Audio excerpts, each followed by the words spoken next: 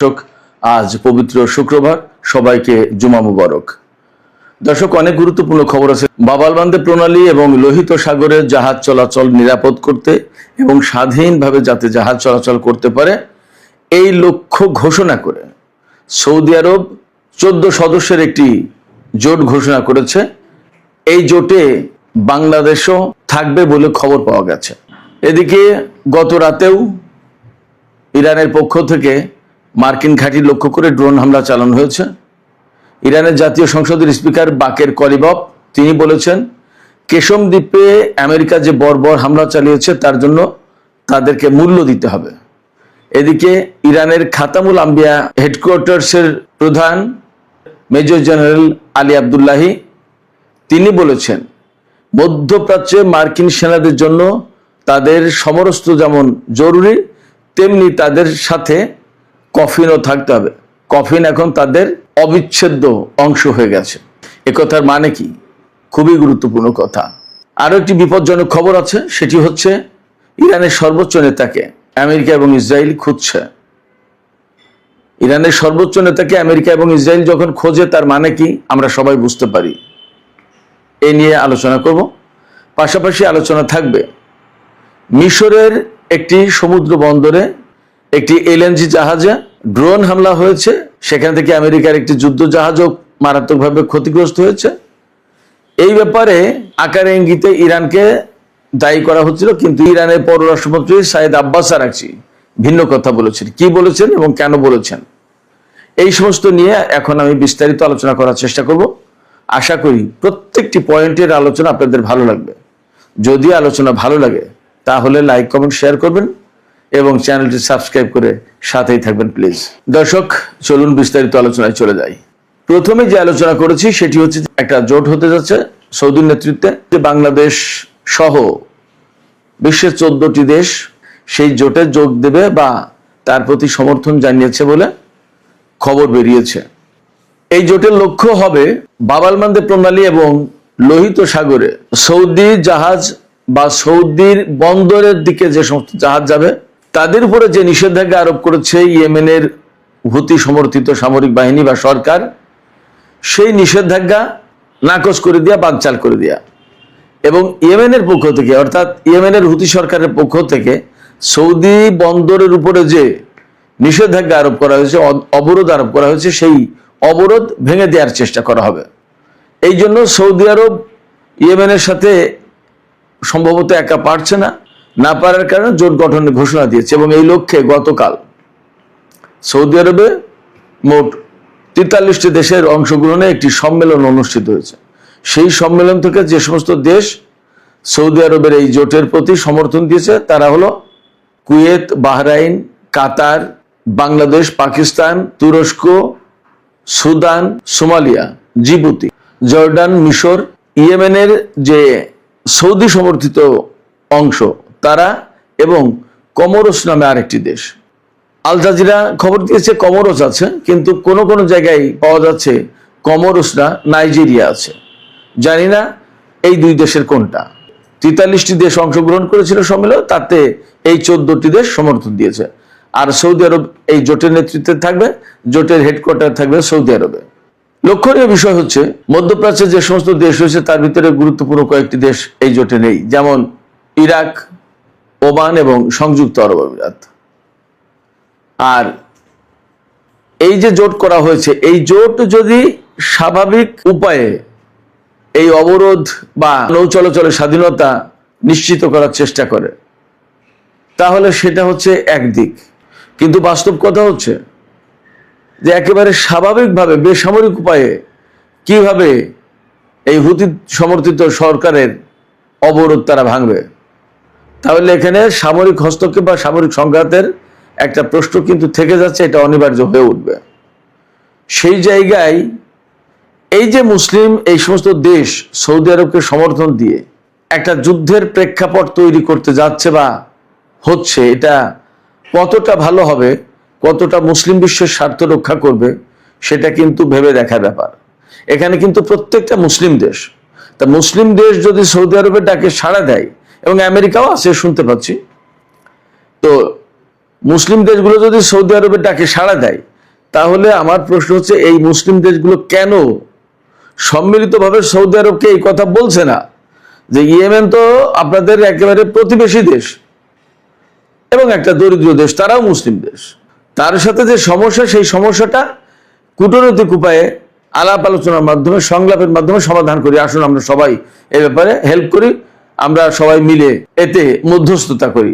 এটা কিন্তু অনেকে বলতে পারতো, বিশেষ করে তুরস্ক, পাকিস্তান, অনেক দেশ। কিন্তু তা না করে এখন নতুন করে কেন এরকম জোটবদ্ধ হচ্ছে আমি বুঝতে পারি না। সৌদি আরব নিজেই তো বিশ্বের সবচেয়ে বেশি অস্ত্র আমদানি করা বা অস্ত্র কেনা দেশ। আমেরিকা, ইউরোপের প্রচুর পরিমাণে অস্ত্র সৌদি আরব কেনে। আমেরিকার অস্ত্র শিল্প তো টিকেই আছে সৌদি আরবে, কাতার এবং সংযুক্ত আরব আমিরাতের টাকার উপরে, কুয়েতের টাকার উপরে। সেই সৌদি আরব ইয়েমেনের চেয়ে অনেক বেশি শক্তিশালী অনেক দিক দিয়ে। তার সাথে আবার 15-16টা দেশ, 14-15টা দেশ লাগছে জোট করতে ইয়েমেনের বিরুদ্ধে লড়াই করার জন্য। এটা কেমন কথা, কেমন মুসলিম ভ্রাতৃত্ব এবং কেমন প্রতিবেশী সুলভ আচরণ। সৌদি আরব হচ্ছে পবিত্র মক্কা মদিনা শরীফের খাদেম, মুসলিম বিশ্বের নেতা, তাদেরকে আমরা অনুকরণ করব।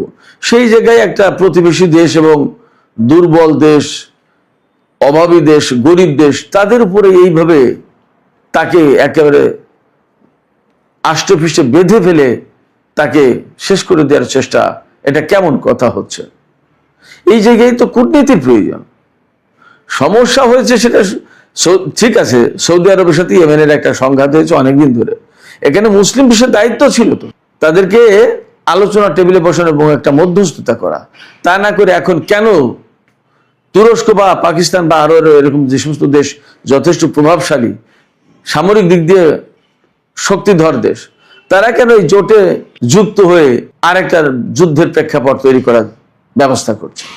আমরা আজকের এই আলোচনার মধ্য দিয়ে বাংলাদেশ সহ মুসলিম বিশ্বের যে সমস্ত গুরুত্বপূর্ণ দেশ আছে, বিশেষ করে যারা এই জোটে যোগ দিতে যাচ্ছে বা যোগ দেওয়ার খবর বেরিয়েছে, তাদের প্রতি একান্ত অনুরোধ জানাবো, একান্ত আহ্বান জানাবো, এই যুদ্ধ কখনোই কোনো সমাধান আনবে না।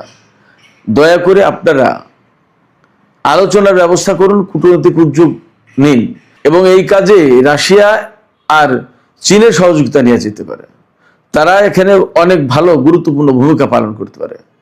একটা বিষয় খেয়াল করবেন, যখন 2015 সালে সৌদি আরব ইয়েমেনের সাথে যুদ্ধে জড়িয়ে গেল এবং তখনও জোট করে জড়িয়েছে, সৌদি আরব একা না, এটা কিন্তু আমেরিকার বৈশিষ্ট্য। কোন দেশের বিরুদ্ধে যুদ্ধ করতে গেলে জোট পাকায় যুদ্ধ করতে দেয়। তো সেই জায়গায় পাকিস্তান কিন্তু সৌদি ডাকে সেই জোটে যুক্ত হয়নি এবং যুদ্ধ করেনি। পাকিস্তানের প্রধানমন্ত্রী ছিলেন তখন নওয়াজ শরীফ, এখনকার যে শাহবাজ শরীফ তার বড় ভাই।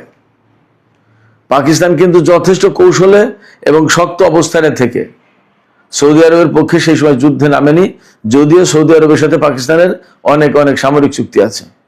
আমি জানি না, এখনই বলা যাচ্ছে না যে কি হচ্ছে অ্যাকচুয়ালি, সৌদি আরব এই জোট নিয়ে যুদ্ধ শুরু করবে কিনা, কিন্তু জোট যে কারণে বা যে উদ্দেশ্যে গঠন করা হচ্ছে তাতে সংঘাত অনিবার্য হয়ে উঠবে মোটামুটি বলা যায়। এই জায়গায় বাংলাদেশের ভূমিকা কি হবে তাও জানি না। বাংলাদেশ এখানে অনেকভাবে কৌশল নিতে পারে, হয়তো জোটের প্রতি রাজনৈতিক সমর্থন দিতে পারে, কিন্তু যুদ্ধে অংশ নিল না। সামরিক অভিযান যদি কোনো কিছু পরিচালনা করে সেখানে অংশ নিল না।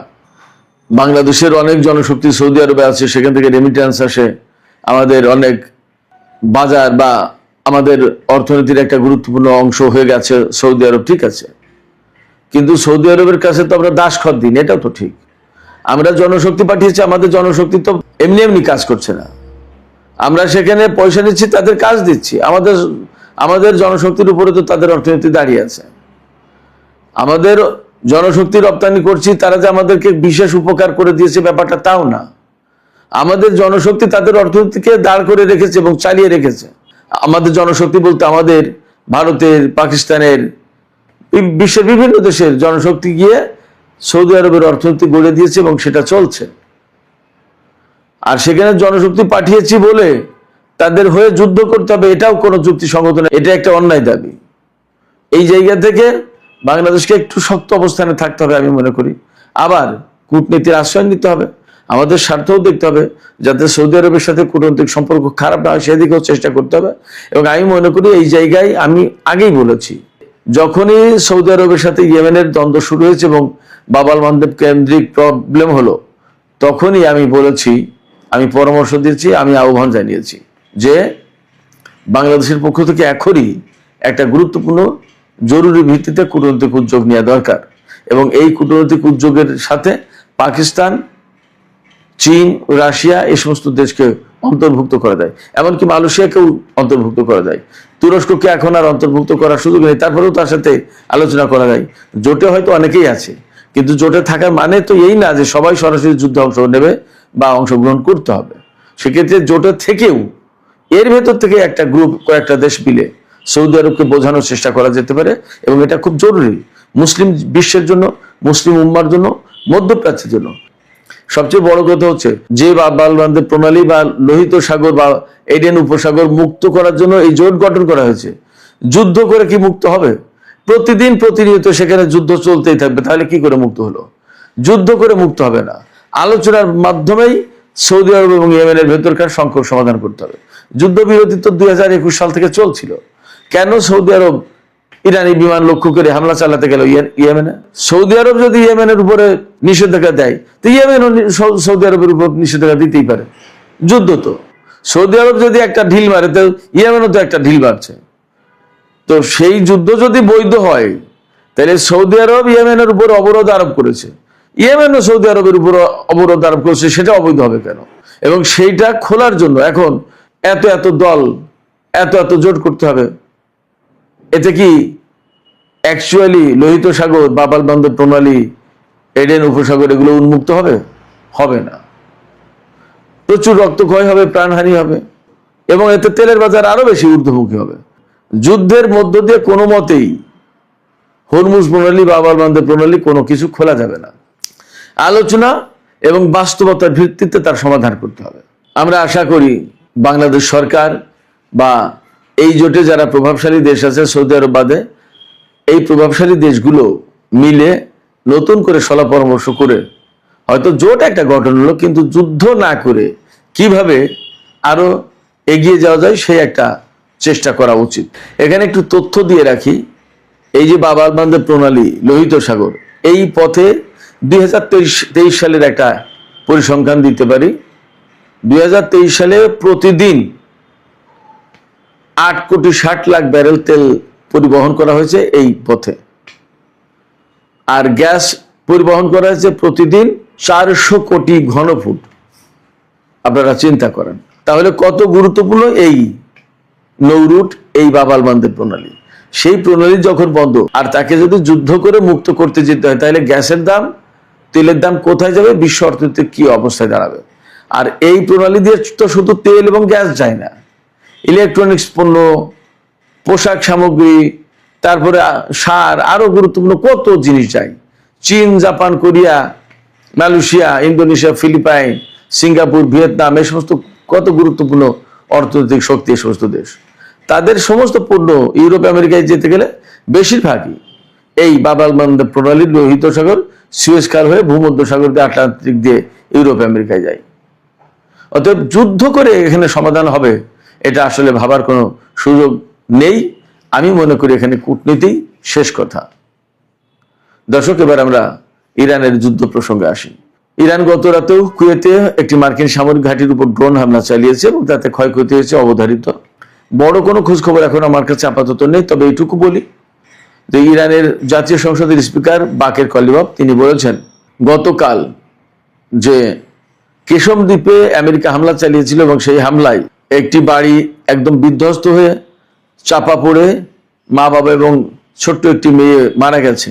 সেই ব্যাপারে সরাসরি হুমকি দিয়ে বলেছেন বাকের কলিবাফ যে আমেরিকাকে এই বর্বর হামলার জন্য মূল্য দিতে হবে। এদিকে ইরানের খাতামুল আম্বিয়া হেডকোয়ার্টার্স, এই হেডকোয়ার্টার্স থেকে ইরানের সমস্ত বাহিনীর যুদ্ধ কৌশল সমস্ত সবকিছু এখান থেকে কোঅর্ডিনেট করা হয়, পরিচালনা করা হয়। এই খাতামুল আম্বিয়া হেডকোয়ার্টার্সের যিনি commander major general Ali Abdullahi, তিনি হুঁশিয়ারি উচ্চারণ করে বলেছেন আমেরিকার সেনাদের জন্য এখন কফিন অনিবার্য হয়ে উঠেছে, কফিন তাদের জন্য এখন অবিচ্ছেদ্য অংশ। জেনারেল আবদুল্লাহি বলেছেন যে আমেরিকার সেনাদের জন্য যেমন সামরিক সরঞ্জাম মাস্ট, অপরিহার্য, তেমনি কফিনও অপরিহার্য। এর মানে হচ্ছে ইরান প্রচণ্ডভাবে হামলা চালাবে আমেরিকানদের উপরে এবং আমেরিকার সেনাদের টার্গেট করে এখন প্রতিনিয়ত হামলা চলবে। এখন আর ইরান সম্ভবত অনেক ছাড় দেওয়ার নীতি আর চর্চা করবে না। তার মানে মার্কিন সেনাদের উপর এখন প্রচন্ড হামলা চালাবে একাধারে ইরান, যার কারণে কফিন প্রয়োজন হবে, এই কথা তিনি বলেছেন। এবার সে ইরানের পররাষ্ট্রমন্ত্রী সাইদ আব্বাস আরাকচি তিনি বলেছেন মিশরের যে বন্দরে একটি এলএনজি বাহী জাহাজের উপর হামলা হয়েছে এবং তাতে বিস্ফোরণ ঘটে আমেরিকার একটি যুদ্ধ জাহাজও ধ্বংস হয়েছে। সেই ব্যাপারে আকার ইঙ্গিতে বিভিন্ন পক্ষ থেকে, বিশেষ করে আমেরিকার পক্ষ থেকে ইরানকে দায়ী করা হচ্ছিল বা ইয়েমেনকে। ইয়েমেন, ইরান সবাই বলেছে যে আমরা এই হামলার সাথে নেই, আমরা এই হামলা করিনি।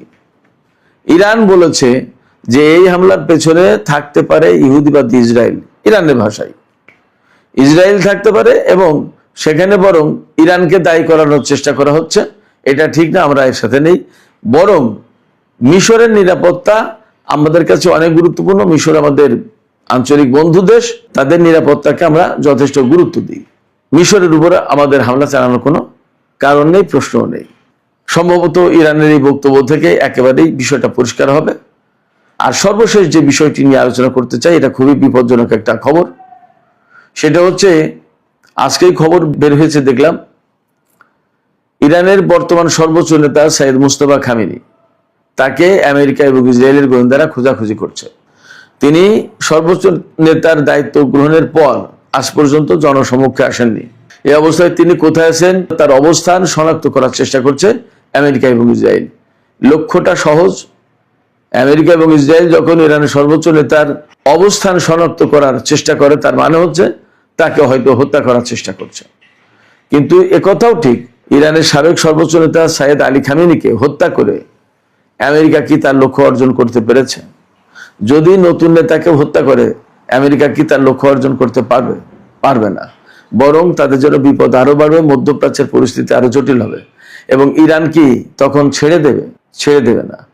বরং এখন আমরা দেখতে পাচ্ছি, শুনতে পাচ্ছি যে ওই যে মেজর জেনারেল আলী আব্দুল্লাহি বললেন যে আমেরিকান সেনাদের জন্য কফিন মাস্ট। তাদের সাথে যেমন সামরিক সরঞ্জাম থাকে তেমনি তাদের সাথে এখন কফিন থাকতে হবে। তার মানে ইরান আমেরিকান সেনাদের বিরুদ্ধে অনেক বেশি শক্ত অবস্থানে যাচ্ছে। সুপ্রিয় দর্শক, এখনকার আলোচনা এখানে শেষ করতে চাই। আলোচনা শেষের আগে আমি আপনাদের কাছে মতামত জানতে চাই। আশা করি আপনারা চিন্তাশীল মন্তব্য করবেন। সৌদি আরব এই যে জোট গঠন করলো, এই জোটের উচিত হবে কি ইয়েমেন বা হুতিদের বিরুদ্ধে যুদ্ধ করা বা বাব আল মানদেব প্রণালী এবং লোহিত সাগর উন্মুক্ত করার জন্য যুদ্ধে জড়িয়ে পড়া, নাকি তাদের উচিত হবে সম্মিলিতভাবে সৌদি এবং ইয়েমেনের মধ্যকার চলমান সংকট নিরসন করার জন্য কূটনৈতিক ভূমিকা নেওয়া, উদ্যোগ নেওয়া? আপনাদের মতামত জানিয়ে কমেন্টে লিখতে পারেন। আর ভিডিও ভালো লাগলে লাইক, কমেন্ট, শেয়ার করবেন এবং চ্যানেলটি সাবস্ক্রাইব করে সাথেই থাকবেন।